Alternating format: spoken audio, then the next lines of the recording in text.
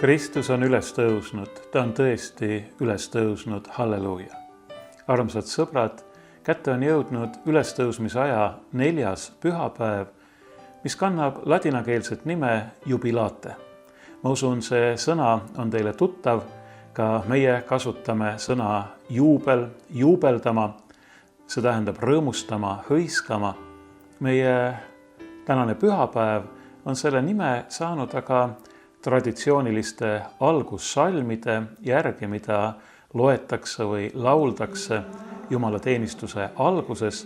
Ja see peamine salm, millesse jubilate nimi pärineb, on järgmine. Me leiame selle 66. psalmist. Hõisake Jumalale, võiksime siis öelda juubeldage Jumalale, kõik ilmamaa, halleluuja. Ülistage mängides tema nime au, halleluuja. Andke temale au ja kiitust, halleluuja, halleluuja, halleluuja. Ülistage, hõisake, juubeldage, rõõmustage.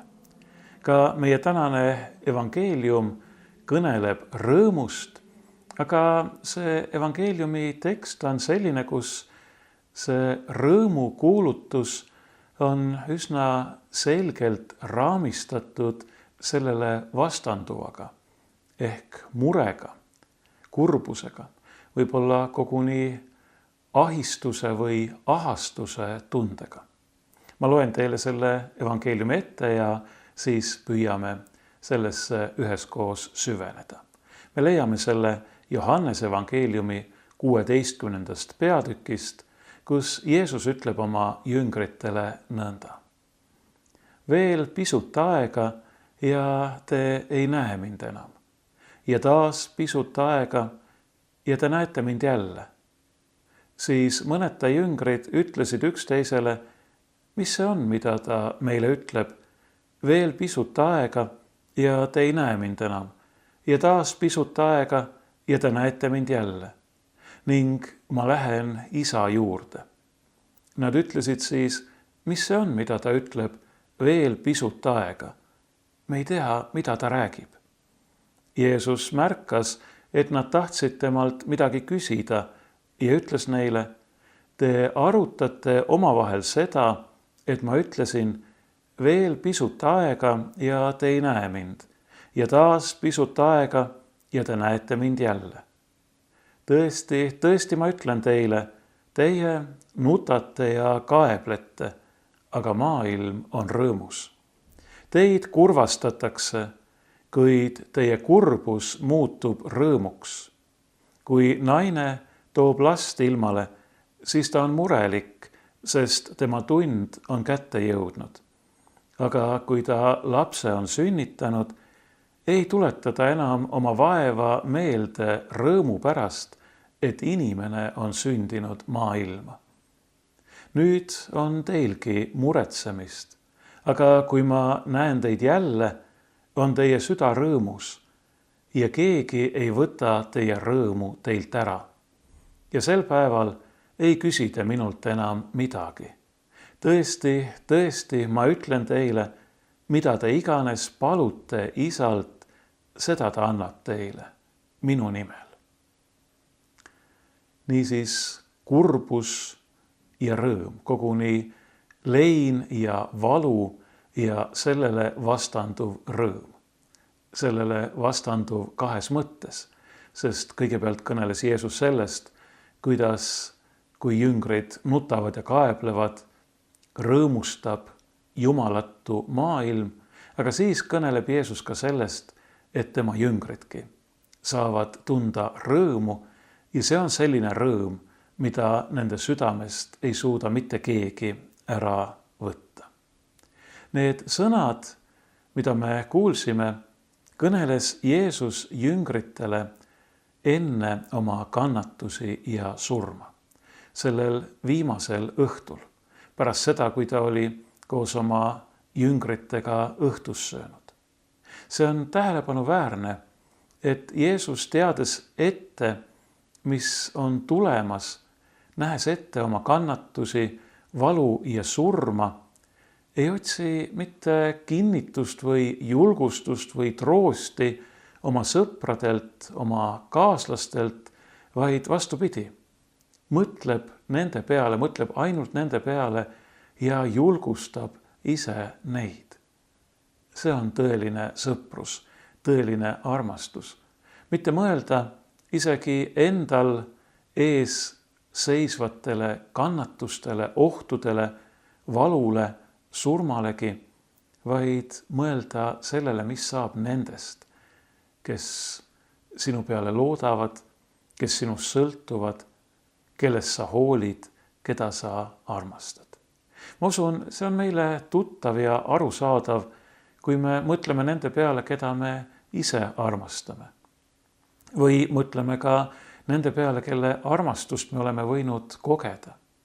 Näiteks kui eakas inimene teab, et tema elupäevad on peagi lõppemas, siis jah, küllap tal on muret ja ehk isegi hirmu ka selle ees, mis teda ennast ootab, aga veelgi rohkem muretseb ta nende pärast, kes maha jäävad ja püüab teha kõik, mis võimalik, et tema lastel, tema lapselastel läheks elus hästi, et neil oleks kõik vajalik olemas, sest ta hoolib neist, sest ta armastab neid.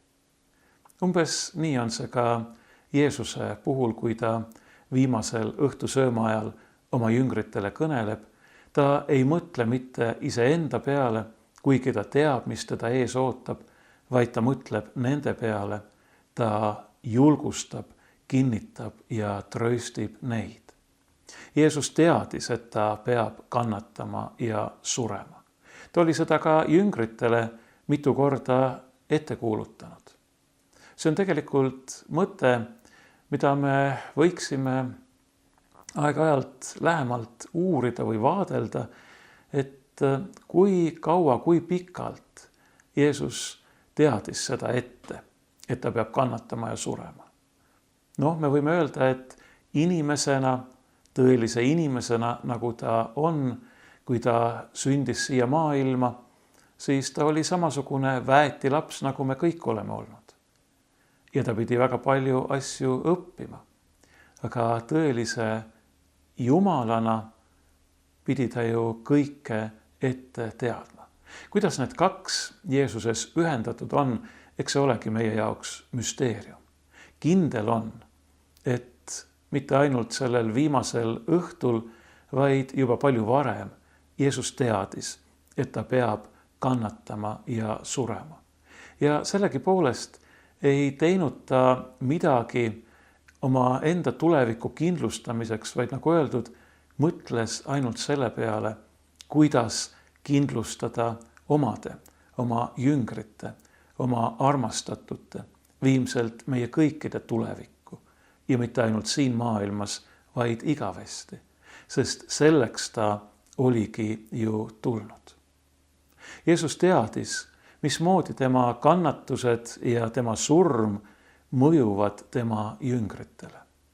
Ma tunnistan, olen seda oma mõtisklustes ka varem öelnud, et iga kord, kui ma loen Jeesuse kannatuslugu, näiteks suurel reedel Johannese evangeeliumist, siis kuskil minu sees on nagu selline vaikne häälekene või selline täiesti arusaamatu, võime öelda ebamõistlik ootus või lootus, et aga ehk sel korral läheb teisiti. Seda on nii raske vastu võtta, nii raske taluda, et see Jeesuse lugu lõppes nii. Ta oli teinud nii palju head, ta oli aidanud nii paljusid inimesi. Alles äsja oli ta saabunud Jeruusalemma, kui Messiast oli võetud hõisete ja juubeldamisega vastu. Kuidas see saab olla, et ikkagi läheb nii?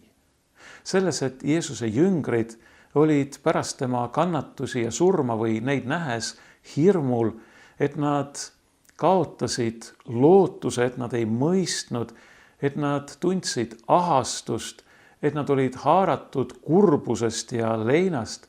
Selles ei ole midagi arusaamatut või sellist, mida me võiksime kuidagi hukka mõista, sest et see on täiesti loomulik. sest ka nemad ju armastasid oma issandat. Jah, muidugi nad oleksid võinud, me võime nii öelda, panna paremini tähele, kuulata ja neil oleks võinud olla see usk ja lootus, et Jeesus tõuseb 3. päeval üles, nii nagu ta oli ette kuulutanud. Aga isegi siis, kui neil see teadmine kuskil oli, näha pealt oma armastatud õpetaja ja issanda kannatamist ja surma, ei ole midagi imeks pandavat, et see täitis nad kurbuse ja ahastusega. Samal ajal, kui see jumalatu maailm rõõmustas, arvates, et tal on õnnestunud sellest jah küll pikisilmi oodatud, aga paraku patusele inimesele väga tülikaks osutunud Messiast viimaks ometi vabaneda. Jeesus oli tüliks.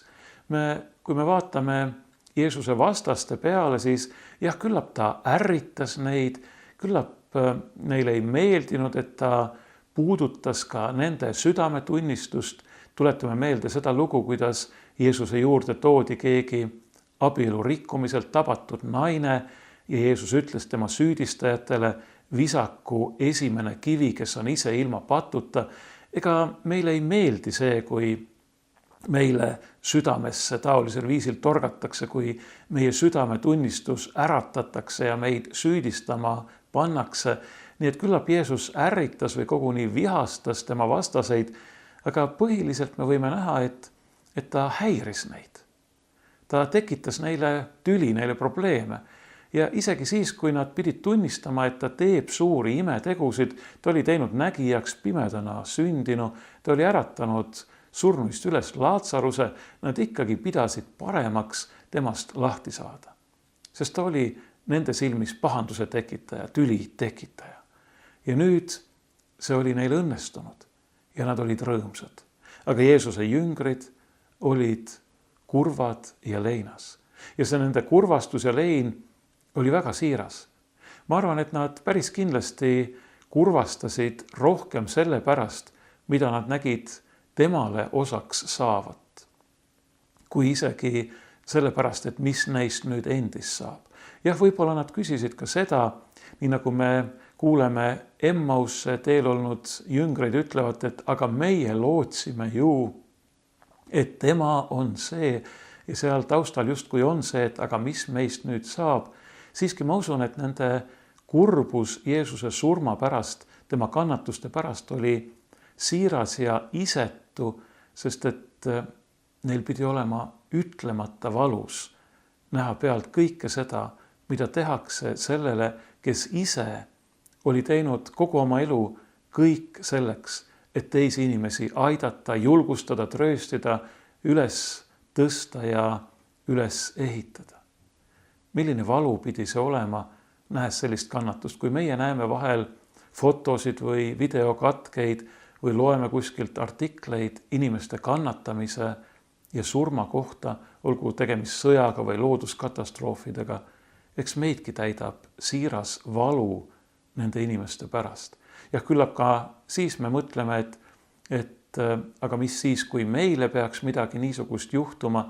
Ma tean, et praegu väga paljud inimesed, eriti vanemad inimesed palvetavad, et meie maale ei tuleks sõda, aga siiski veelgi enam täidab meid valu selle kohutava kannatuse pärast, mida me näeme, kui teised inimesed kannatavad ja valu tunnevad.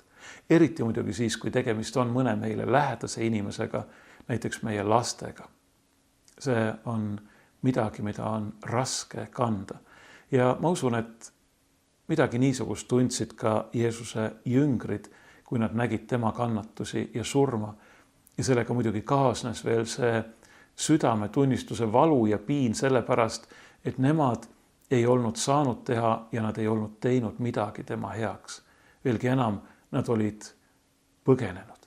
Või võime mõelda eriti Peetruse peale, ta oli oma issanda ära salanud. Mida pidi Peetrus oma südames tundma? See pidi olema kohutav valu ja piin, lisaks kurvastusele oma õpetaja kannatuste ja surma pärast. Jeesus nägi seda kõike. Ta nägi seda kõike ette. Ta nägi nende jüngrite kurbust ja valu. Ta nägi ja mõistis ka nende uskmatust või usunõtrust ja mõistmatust. Aga seda kõike ette nähes me võime näha, et Jeesus mitte ei sõitle oma jüngreid, ei pahanda nendega, vaid tõepoolest tõelise armastusega trööstib neid, julgustab neid teadmisega, et nende kurbus muutub rõõmuks. Et tuleb päev, tuleb hetk, mil nad unustavad neid tabanud ahistuse. Samamoodi nagu lapse ilmale toonud naine ei tuleta enam meelde sünnitusega kaasnenud muret ja valu selle rõõmu pärast, et on inimese ilmale toonud. Jah, ma tean, et ega see valu päriselt meelest ei lähe, olen minagi kuulnud nii üht kui teist ema rääkivad sellest, et see oli raske ja valus ja see mure oli suur, sest et sa ju päriselt ei tea, mis ikkagi juhtub, aga siiski see rõõm lapse sünnist, see ületab ja tegelikult katab kinni kõik selle mure, selle valu ja ka need kannatused ja katsumused. See esimene pilk sinu vastsündinud lapse silmist, ma usun, see korvab kõik vaeva. Jeesus tunneb meid, mitte ainult jüngreid ta ei tundnud, vaid ta tunneb meid kõiki läbi ja läbi. Ta teab meie muresid, meie kartuseid, meie hirme, meie mõistmatust või arusaamatust või seda otsimist, mis on meie sees. Ta tunneb ka meie kibedust ja meie pettumusi, ka meie lootusetust ja ahistust või koguni meeleheidet, kui me peaksime sellesse sattuma. Ta tunneb seda ja ta teeb kõik, et meid selles kõiges aidata, et meid sellest mure sügavikust, nendest põhjatumatest sügavustest, nagu psalmis lauldakse, välja tõsta. Et meid aidata, et kinkida meile, mida me vajame. Või nii, nagu ta ise ütleb, mida me palume Isalt, tema nimel, tema peale mõeldes, kogu oma lootust tema peale andes. Ta aitab, trööstib, julgustab, kinnitab ja õnnistab meid nii siin selles praeguses elus, nii suurtes kui ka pisikestes asjades, aga veelgi enam kõiges selles, mis on seotud igavikuga. Sest ta on ju tulnud selleks, et päästa meid mitte ainult elu muredest, vaid ta on tulnud eeskätt selleks, et päästa meid igavesest surmast ja hukatusest. Mõelda vaid, tema kõikvõimas Jumal, ainusündinud poeg, tahab olla igavesti koos meiega, tahab kinkida meile igaühele igavese elu ja õndsuse. Lootus, mille Jeesus kinkis oma jüngritele, see ei seisnenud ju mitte ainult selles, et nad saavad teda pärast tema ülestõusmist taas näha. Jah, nad said teda näha ja ka see täitis nad rõõmuga, nii nagu evangeeliumid meile ütlevad. Aga see lootus seisneb veelgi enam selles, et ka siis, kui ta on läinud üles taevasse oma isa juurde, ei ole ta kaugel mitte ühestki, kes temasse usub, kes tema nime appi hüüab, kes tema nimel oma palved isa poole toob. Minule on antud kõik meelevald taevas ja maa peal, ütles Jeesus jüngritele oma taevasse minemisel. Ja vaata, mina olen iga päev teie juures kuni maailma ajastu lõpuni. Ja sealt edasi muidugi igavesti siis, kui me näeme teda palgest palgesse. Sellel päeval, mil me ei pea, nii nagu ta ütles oma jüngritele, temalt enam mitte midagi küsima, sest kõik on selge. Me näeme teda, me näeme tema kirkust, me oleme igavesti koos temaga sellises õnnes ja rõõmus, mida tõepoolest keegi ei saa meilt ära võtta ja millega meil praegu siin ei olegi õigupoolest mitte midagi võrrelda. Jeesus on saatnud oma jüngritele ja meile kõigile oma püha vaimu. Ta on kinkinud meile selle tõelise kõikvõimsa lohutaja ja eestkostja, kes kinnitab ja kasvatab meid usus ja lootuses, kes ühendab meid isa ja pojaga, kes juhib meid kogu tõesse meie enda kohta, meie tõelise olukorra kohta Jumala ees. Paraku on see märgistatud patust, kaduvusest, surmast ja kurjast, aga tõesse ka sellest, et meil on päästja, et tema on tulnud, tema Jumala poeg, kellesse uskudes oleme ka meie need, kes on surmast ja igavesest hukatusest, patust ja kurjast päästetud. Ta on võitnud. Meie usk on see võit, mis võidab ära maailma, ütleb apostel Johannes. Meil ei ole mitte midagi karta. Me võime avada oma südamed tõelisele rahule ja rõõmule, mille Jeesus on tõotanud meile kinkida, mille ta on meile kinkinud ja mida mitte keegi ei saa meilt ära võtta. Nagu öeldud, Jeesus rääkis need sõnad õhtul enne oma kannatamist ja surma, mõeldes nende peale, kes teda nähes, tema kannatusi ja surma nähes, ise peavad kannatama. Langevad kurbusesse ja leina, võib-olla tõelisse meeleheitesse ja masendusse. Jeesus mõtles nende peale ja ta mõtleb meie peale.